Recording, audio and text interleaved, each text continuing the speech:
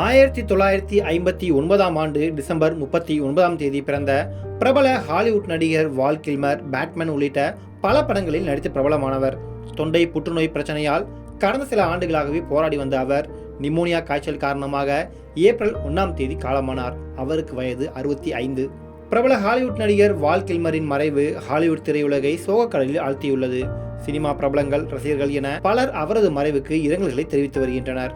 தொடர்ச்சியாக சினிமா பிரபலங்கள் இயற்கை மரணங்களை சந்திக்காமல் உடல்நலக்குறைவு காரணமாக குறைவான வயதிலே உயிரிழந்து வருவது பெரும் அச்சத்தை ஏற்படுத்தி வருகிறது.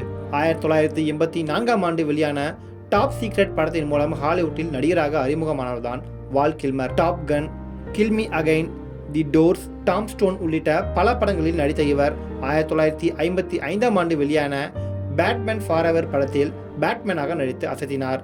Red Planet, Wonderland, Spartan, Alexander, Love Guru, The Snowman, Top Gun Maverick உள்ளிட்ட பல படங்களில் நடித்துள்ளார். கடைசியாக டாம் க்ரூஸ் நடிப்பில் வெளியான டாப் கன் மேவரிக் படத்துக்கு பிறகு இவர் சினிமாவில் நடிக்கவில்லை.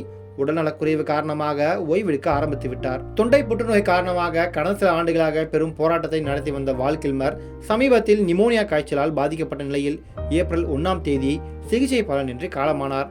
அவரது மறைவு ஹாலிவுட் திரையுலகை அதிர்ச்சியில் ஆழ்த்தியுள்ளது. 1988ஆம் ஆண்டு பிரபல ஹாலிவுட் நடிகை ஜோனே வேலி என்பவரை காதலித்து திருமணம் செய்து கொண்டார். ஆனால் மனஸ்தாபம் காரணமாக இருவரும் 1996ஆம் ஆண்டு விவாகரத்து பெற்று பிரிந்தனர். இந்த தம்பதியினருக்கு மெர்சிடஸ் என்கிற மகளும் ஜாக் கில்லர் என்கிற மகனும் உள்ளனர். ஜாக் கில்லர் ஹாலிவுட் படங்களில் நடித்து வருவது குறிப்பிடத்தக்கது. மனைவியை விவாகரத்து செய்த பிறகு சில நடிகைகளுடன் டேட்டிங் செய்து வந்ததாக கிசுகிசுக்கப்பட்டார். ஆனால் அதன் பின்னர் யாரையும் திருமணம் செய்து கொள்ளவில்லை என்பது குறிப்பிடத்தக்கது. பேட்மேன் படத்தின் மூலம் உலக புகழ் பெற்ற வால் கில்மரின் மறைவு செய்தியை அறிந்த ஏராளமான ரசிகர்கள் அவருக்கு அஞ்சலி செலுத்தி வருகின்றனர்.